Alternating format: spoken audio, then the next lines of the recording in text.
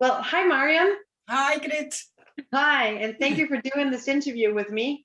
And actually, I suggest that we kind of interview each other if this is okay with you. Yeah, it's okay. Yeah. Yeah, nice. So, Nice to meet you.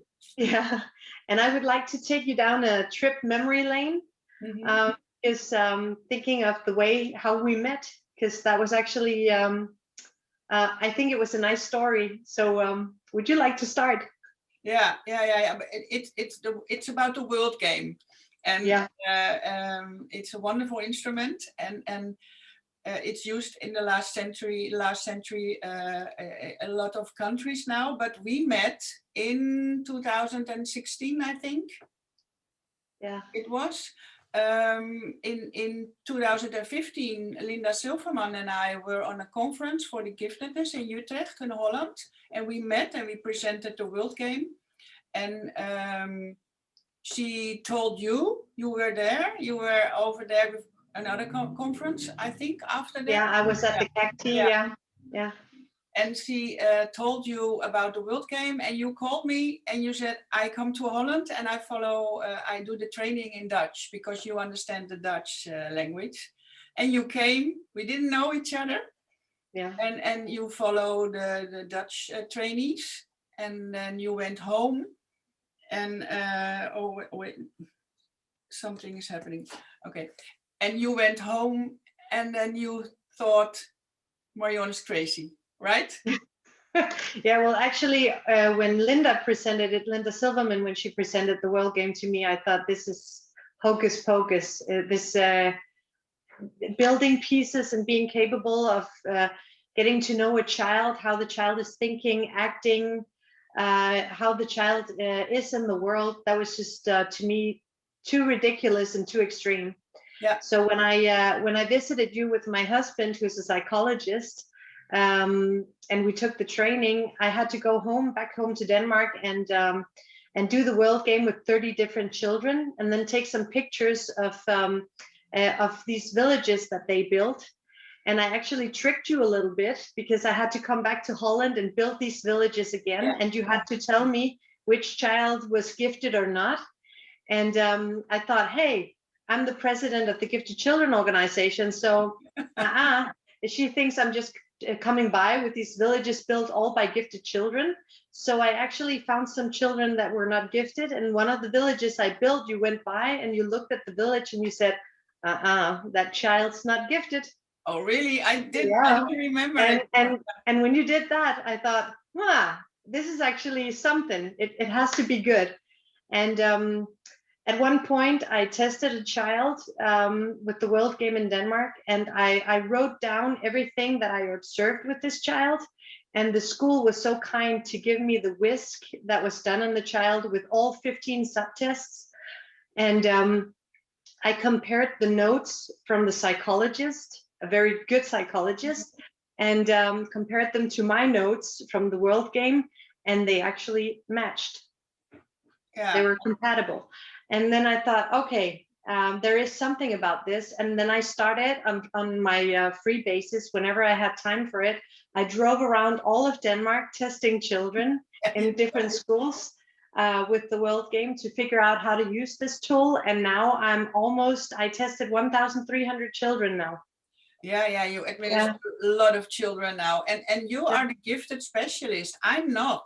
Because because of you and you invited, Linda Silverman came with 12 or 13 colleagues in 2008. Yes, they were 16. They came from Canada, they came from the US, they came from Greece. Yeah. And all to attend a World Game training here in Denmark with you as our teacher and instructor. And since then, you started cooperating with my husband doing the teaching as well, and it's a wonderful journey.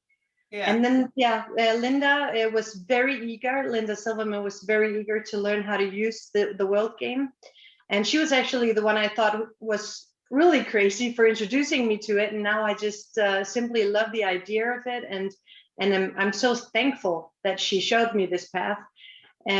So when you started teaching.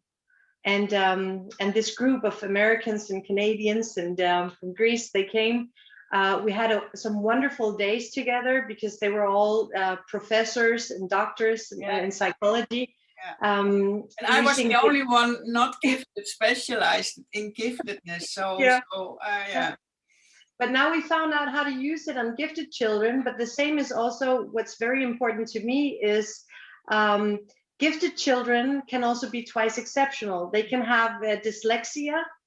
They can have ADHD, they can have all kinds of things. And the World Game is also capable of showing this. And whenever I'm in doubt about dyslexia, for instance, I contact you because that's your specialty. You know so many things about these children. Yeah, originally I'm a teacher from the late 70s, a specialized teacher in learning and behavior problems, and also reading, dyslexia, reading problems. And my own son, born in 1990, was very gifted, or is very gifted. He's 30 now.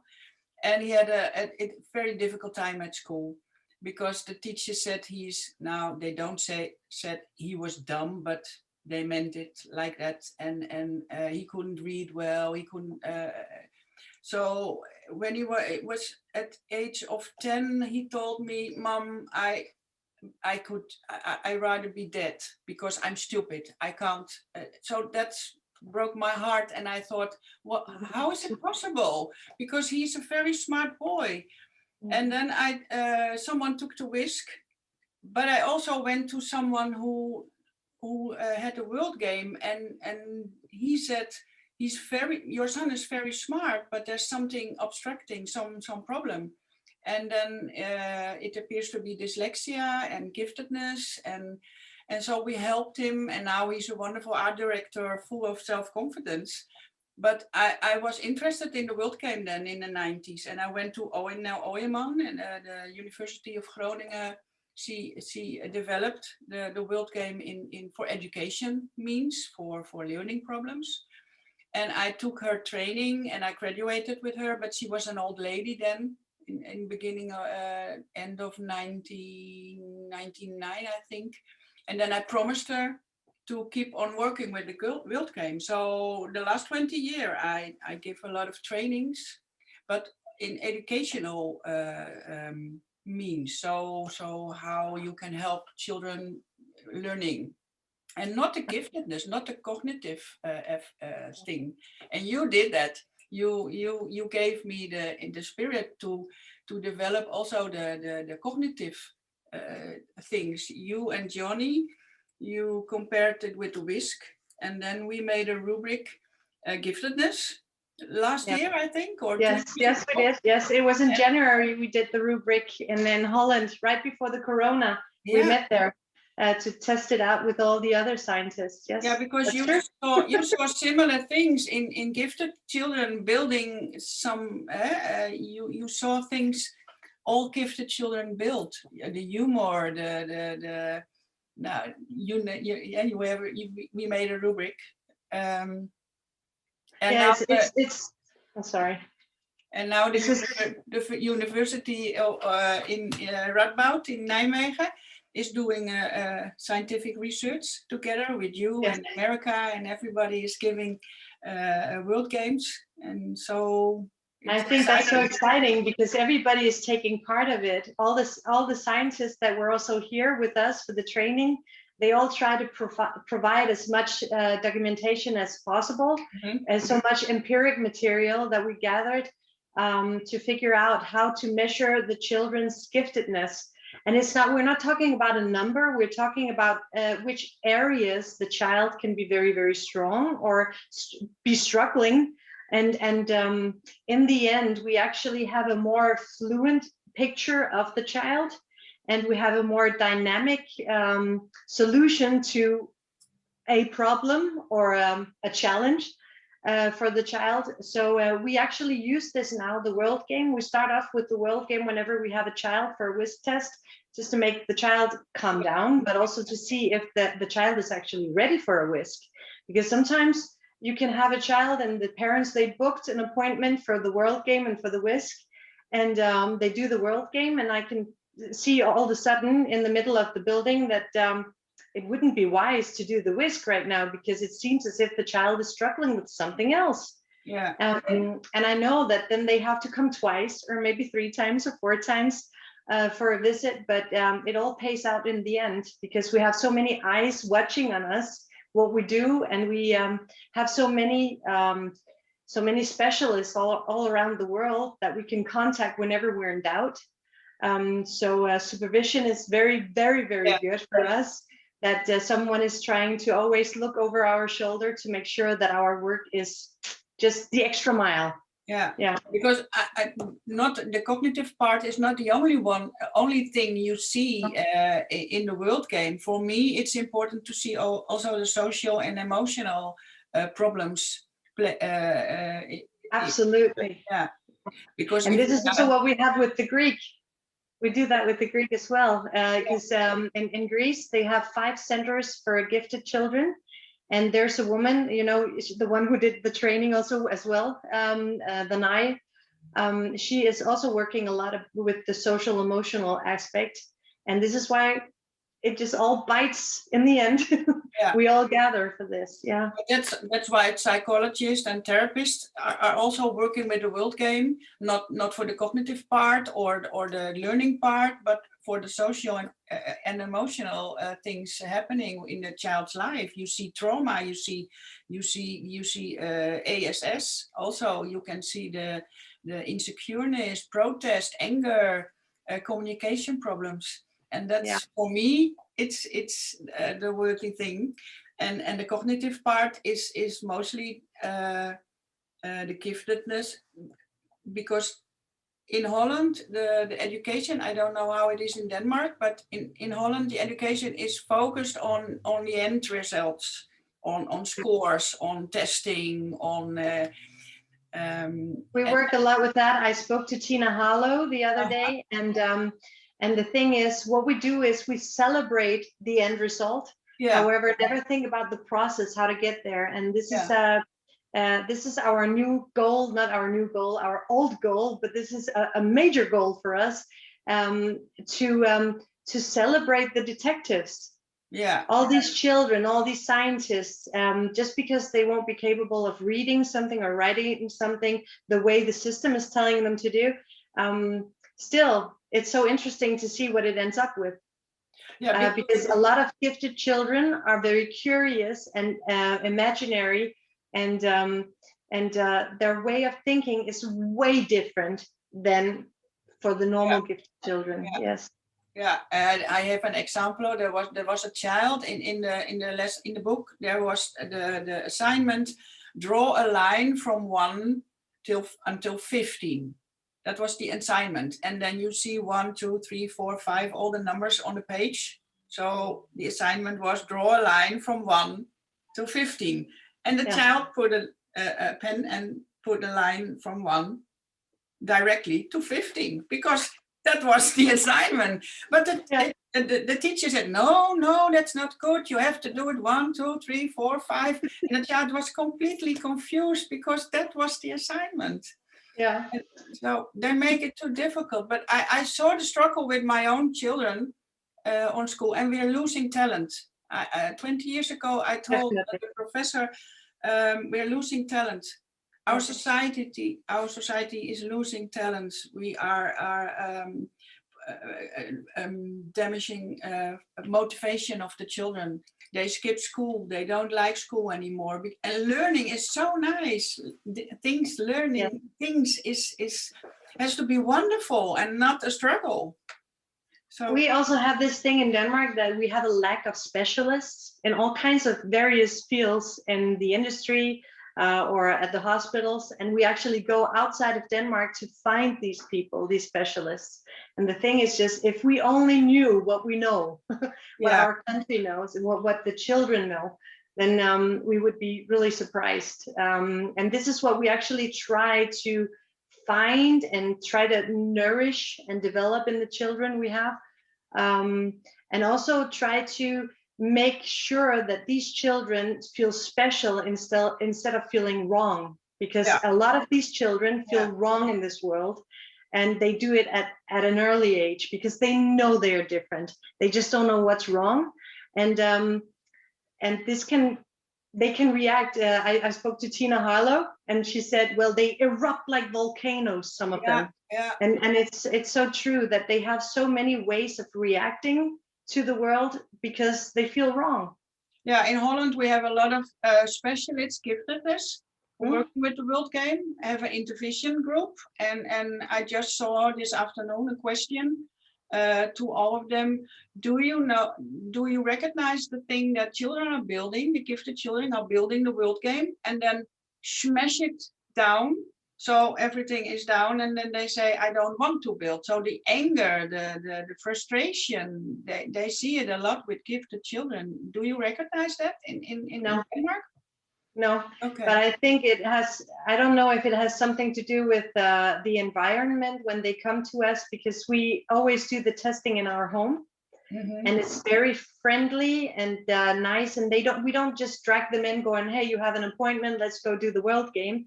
We always have a nice conversation beforehand, and the children really feel at home. So as soon as they have established this trust and we go build, they can do it in various positions. I don't care if they're on the floor or if they're on a couch. It doesn't really matter. Yeah. To me, it's important that the child feels comfortable and protected, and if then it takes the time it takes. It's just I have plenty of time. Yeah, it's just so important.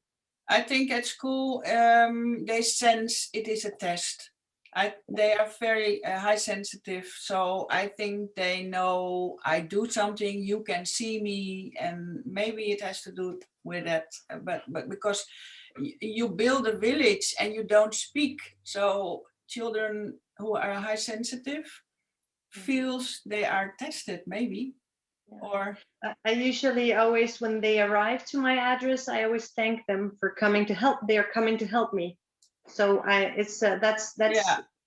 I think that's the way how we handle it. So they actually do think they are helping me, because I get better, I improve in my work. So this is always good. Yeah. But they come in and I start off, before I even start with the World Game, I thank them for coming. Yeah. And then and that's very funny, because sometimes they want to tell you afterwards what they built. And some of them are just really, they try to get down on my level, because now, lady, you have to understand the way I was thinking when I built this.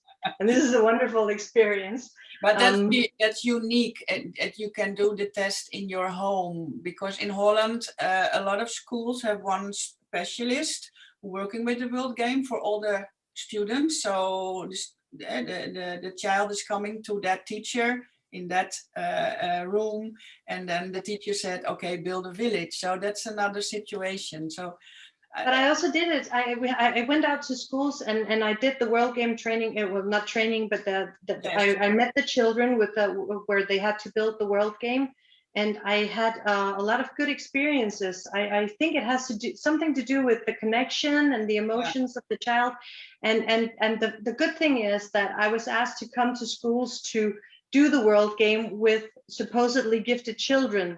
So the principals called me and said, we think we actually do have 4 gifted children. Could you please come do the World Game with them? And I believe that when it is a gifted child, they also sense that they're being tested by a gifted person. So the connection is different. Takes one to know one. Yeah, I think. Yeah. Yeah. And you are testing or the World Game with gifted children or children. I also have a local school where I've been allowed to do the World Game with a lot of the children, also to figure out how they build, if they're not doing well, or if they have dyslexia. I also did that just in order to make sure that I know how to recognize if it could be possible that the child is suffering from dyslexia, because then I know to send it to you. Because you're the expert within this field, and I know who to send a picture of the village, or sometimes I even film it. I record it whilst the child is building. If I have a suspicion there might be something about autism spectrum or ADHD or something else, then I also know where to send my recording to, because the most important thing in our work is always to make sure that other people, other specialists help you, so that the end result is as correct as possible. Yeah, Yeah, we Yeah. have a lot of different specialists in Holland the last 20 years. So therapists, psychologists, giftedness. Just the school teachers, so they do an whole research also in the learning abilities. So the World Game is in addition to see the child, to see more than the figures at school, the testing scores at school. And so you can figure out that it isn't dyslexia, but just bad education. Or you can, because the child is not dumb, but there are some holes in the education path. So we use the World Game for three things: the cognitive part, the social emotional part, and how the child is processing his information, imaginary, visual, spatial, or verbal, and if there's a balance or not. You can see it in the World Game. If the child is getting the verbal capacities for doing the high school learning things, yeah. Absolutely, and from the new score sheet, then it's also compatible to the comparable. That's my words, to the whisk. So we have had some very good experiences. Yeah, and it's been lovely. Well, our time has been so different with the corona. Yeah. And we haven't been capable of seeing each other or having any World Game training, but we hope to do this again in the fall. Yeah. The next World Game training for the foreign specialists. Yeah. And, in Denmark. In Denmark. Yeah, Denmark, yes. I come to Denmark, yeah. Okay. Yes, we're so excited about that. And we hope that everyone will be accepted with a Corona passport or whatever. Yeah. We never know what's going on, but thank you so much for taking your time to talk to me. Yeah, thank you. It was wonderful. Yeah, thank you. And give my best to your family. Yeah, and I hope to see you soon. Yeah, and we can travel again and cross borders. Yeah, because Denmark and Holland are not far away, but now it's difficult with the Corona thing. You bring the stroopwafels. Yeah, stroopwafels. Yeah, and you have the best chocolate. Okay. Thank you. Thank you, Marion. Bye-bye.